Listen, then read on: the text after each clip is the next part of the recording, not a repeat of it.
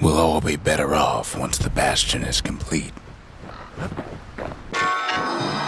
The monument's getting better. Zolf sure did a number on it, though.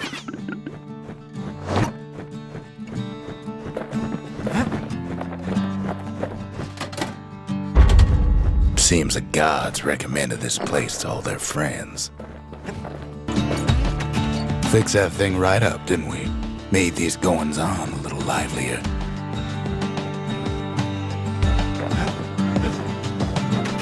Suppose it's true a little song can put things in perspective.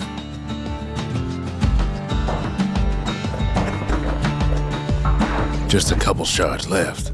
The quarry's gotta have one, right? Imagine everything you'd need to build a city like Zealandia. It takes hard work and planning, and it also takes a burstone quarry. The Ura tunnels beneath the quarry must have softened the blow from the calamity.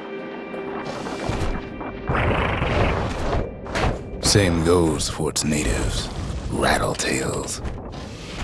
Why would the Ura put up with those pests?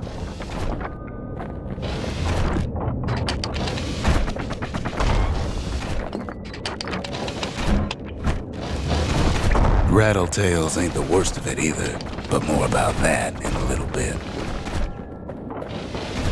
The quarry came with a lifetime supply of windbags. Windbags smaller than the naked eye can see are nesting in those rocks. But there was even more to it than that.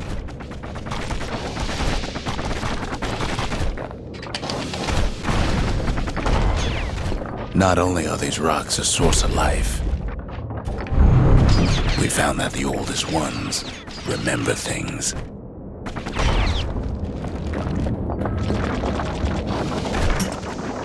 They're recording everything, all the time, taking it all in.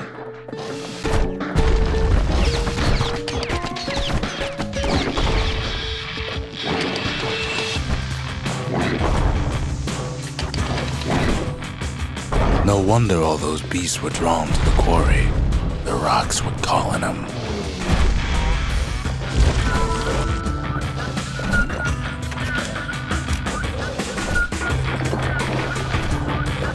Keeping the quarry free from pests turned out to be a problem.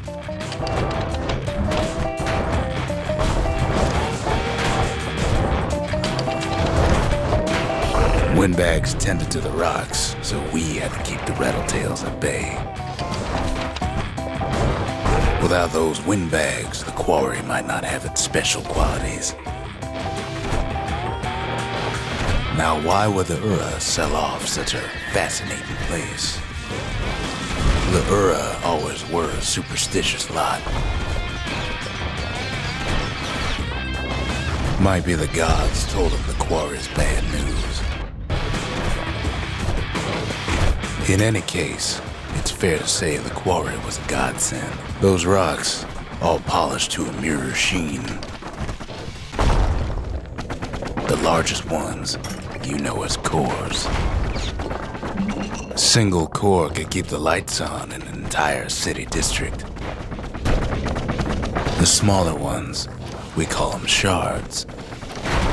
A shard's got a fraction of a core's power, enough to fuel a voyage to the motherland. Well, now the quarry's all dried up. These rocks are much too young to be of use. Remember how I said rattletails ain't the worst thing in the quarry? That honor goes to a beast we took to Colin, Sir Lunky. Massive things stomped many of our boys. We just couldn't get rid of him.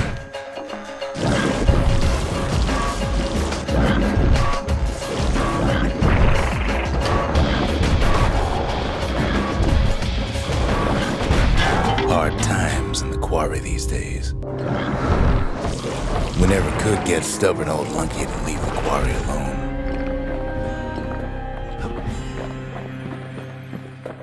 Then the kid hears a voice calling from down the hall. "Are you all right?"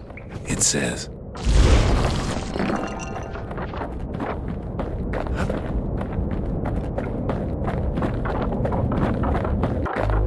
It's him. I've come to warn you, he says. The Bastion is under siege. Let it fall. You should not go back.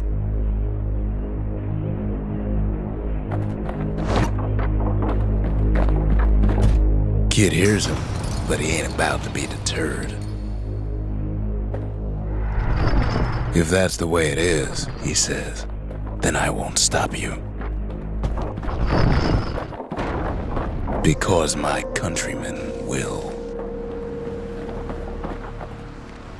The next part's hard to talk about, no matter how many times I try. Say what you will about Zulf, but he's a man of his word. His countrymen don't much care for pleasantries, though.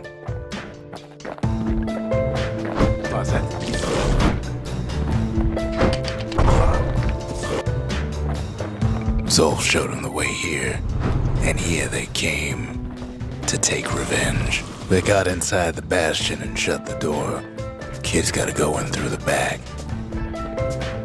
Should have seen this coming. Felt it in my bones.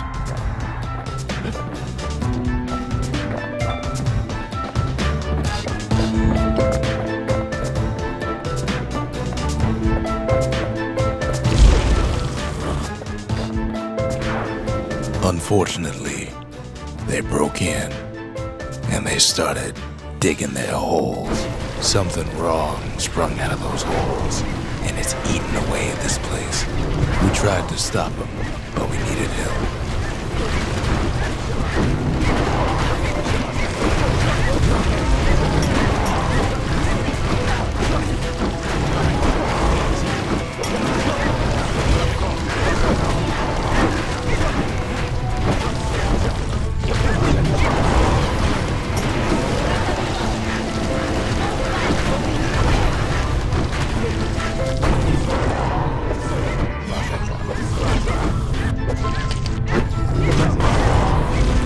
Squirt, he don't make it.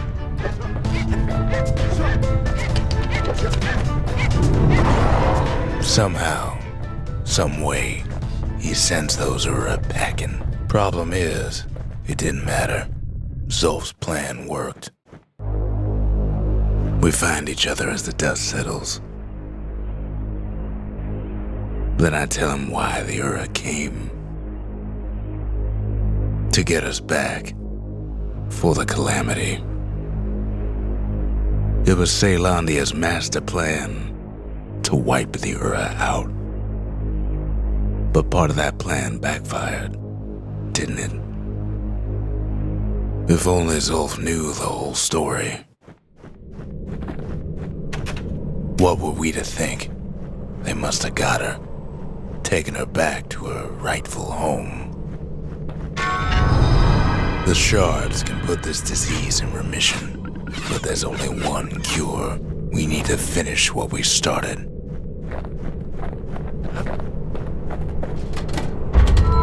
The memorial may be finished, but our part is far from over. The Ura swooped down from the east. At least now we know the way.